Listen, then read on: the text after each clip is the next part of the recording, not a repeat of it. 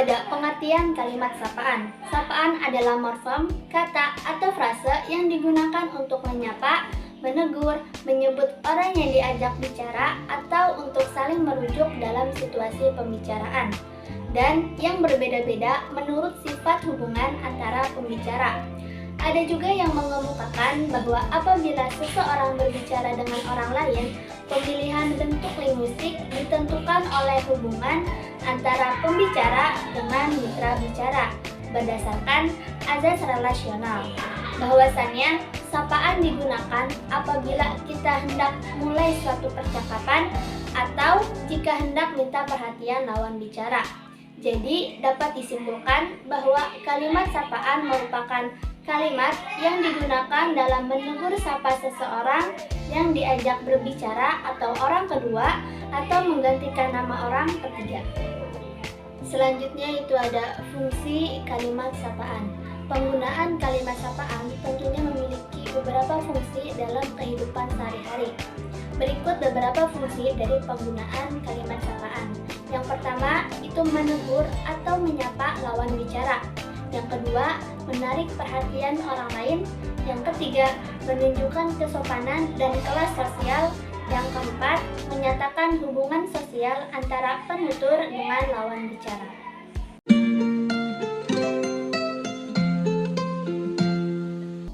Baik, materi selanjutnya yang akan kita bahas yaitu ciri-ciri kalimat sapaan.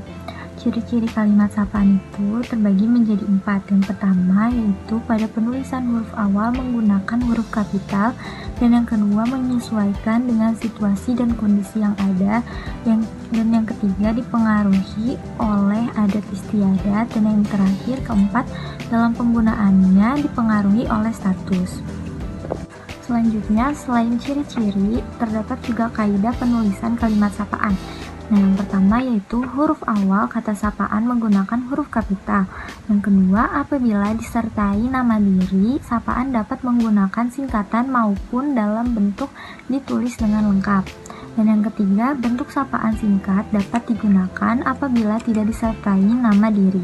Dan yang terakhir, bentuk sapaan ditulis dengan disertai atau diawali tanda koma. Materi yang selanjutnya yaitu jenis-jenis kalimat sapaan. Yang pertama yaitu sapaan nama diri. Sapaan nama diri ini digunakan jika berbincang dengan lawan bicara yang memiliki hubungan dekat atau akrab. Bisa menggunakan bentuk utuh seperti ibu, bapak, kakak, Nisa, Rina, Budi, Tina, dan sebagainya.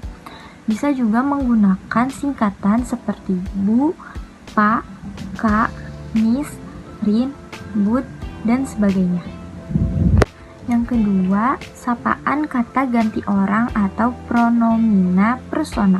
Pronomina persona ini digunakan untuk menyapa atau menunjuk seseorang. Nah, sapaan kata ganti orang ini meliputi kata ganti orang pertama, kata ganti orang kedua, dan kata ganti orang ketiga.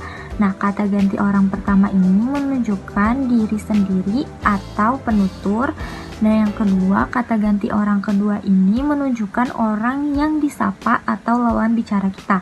Nah, dan yang ketiga, kata ganti orang ketiga ditunjukkan untuk orang yang dibicarakan. Nah, kata ganti orang kedua ini terbagi menjadi 2, yaitu ada tunggal dan jamak. Nah, yang tunggal ini seperti Anda, kamu, engkau, dan sebagainya. Dan yang jamak yaitu seperti kalian. Selanjutnya, jenis sapaan kekerabatan. Sapaan kekerabatan ini digunakan untuk menyapa seseorang yang memiliki hubungan keluarga. Contohnya seperti ibu, bapak, mas, mbak, kakak, adik, kakek, nenek, dan sebagainya. Nah, dalam penggunaan sapaan kekerabatan ini dapat pula kita kombinasi antara sapaan perkerabatan dengan nama. Contohnya Bu Mirna, Pak Taufik, Mas Budi, dan sebagainya. Selanjutnya yang terakhir ada sapaan gelar. Sapaan gelar ini digunakan untuk menyapa seseorang dan untuk menunjukkan kasta atau martabat sesuai dengan status atau kedudukan yang dimilikinya. Seperti gelar bangsawan, misalnya Raden, Doro, dan sebagainya. dan juga gelar jabatan seperti bupati, camat, kadus, letnan, kapten, dan sebagainya. Dan yang terakhir ada gelar profesi seperti Pak Dokter, Bu Dokter, Pak Kiai, Pak Ustadz, Bu Guru, Bu Bidan, dan sebagainya.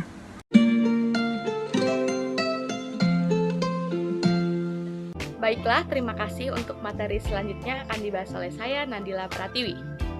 Nah, materi yang akan saya lanjutkan dari rekan saya yang tadi itu adalah karakteristik dari kalimat sapaan.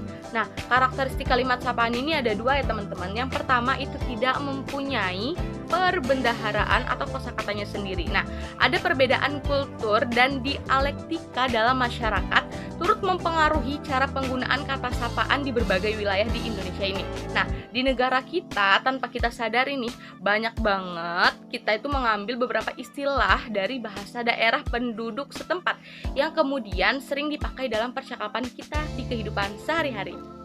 Nah, yang kedua itu terdapat tingkatan kata berdasarkan pelaku yang disapa. Nah, saat menyapa atau mengutarakan kata sapaan kepada orang lain, kita pun tidak dapat menyamaratakan hanya karena kita mengenalnya dengan baik atau sudah akrab dengan dia. Nah, kita tentu harus memperhatikan tempat ya di mana kita menyapa teman sebaya atau menyapa umurnya yang lebih muda di bawah kita, kemudian menyapa orang yang umurnya di atas kita lebih tua. Nah, itu tuh ada tempat-tempatnya. Jadi tentu kita perlu memperhatikan tata bahasa dan pemilihan kata sapaan yang hendak kita ungkapkan. Nah, tidak mungkin kita menyapa orang yang lebih tua sesantai kita ngobrol dengan teman-teman kita yang seumuran gitu. Hal tersebut juga mempengaruhi pemilihan dan tingkatan kata saat menyapa, apalagi kita ini menganut adat ketimuran yang harus selalu memperhatikan tata krama dan sopan santun. Jadi kita ketika hendak menyapa seseorang, kita pun perlu memperhatikan betul siapa yang akan kita sapa. Kurang lebih seperti itu. Dan materi yang terakhir yang akan kami sampaikan dalam pemaparan presentasi kelompok kami yaitu contoh kalimat sapaan. Nah, di sini saya udah bikin 3 jenis ya contoh dari kalimat sapaan. Yang pertama itu ada contoh kalimat sapaan hormat atau santun. Yang kedua contoh kalimat sapaan biasa. Dan yang ketiga contoh kalimat non formal. Yang pertama contoh kalimat sapaan hormat atau santun. Nah, contohnya kayak gini nih. Selamat pagi Bapak Ibu sekalian. Mari kita mulai saja rapat pagi pada kesempatan kali ini. Selamat pagi Komandan. Izin, tunjuk. Itu kalau misalnya itu di dunia militer.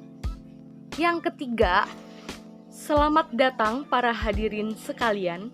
Pada kesempatan kali ini, marilah kita panjatkan syukur kepada Tuhan atas segala karunia-Nya kepada kita semua. Nah, itu adalah contoh kalimat sapaan yang biasa diucapkan oleh biasanya tuh MC ketika di acara-acara sesuatu.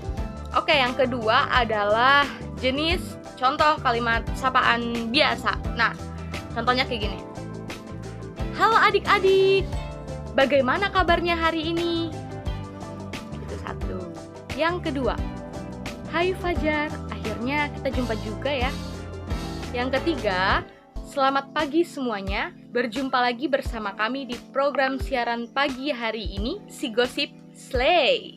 Yang keempat, halo Bang Padli, selamat atas kenaikan pangkat sersan satunya ya. Tuh.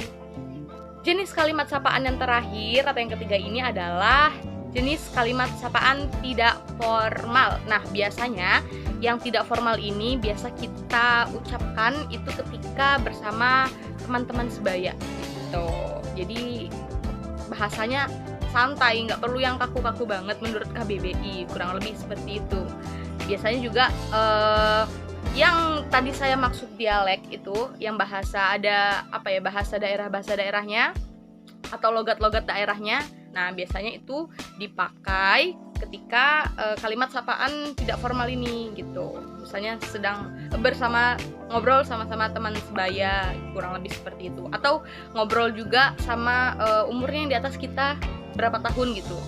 Nah, atau juga yang ngobrolnya bersama orang yang umurnya di bawah kita, tapi nggak yang jauh-jauh banget. Palingan di bawah kita agak 3 tahun, 2 tahun, kurang lebih seperti itu. Oke, contoh yang pertama adalah, "Hai Bang, lagi apa di sini?"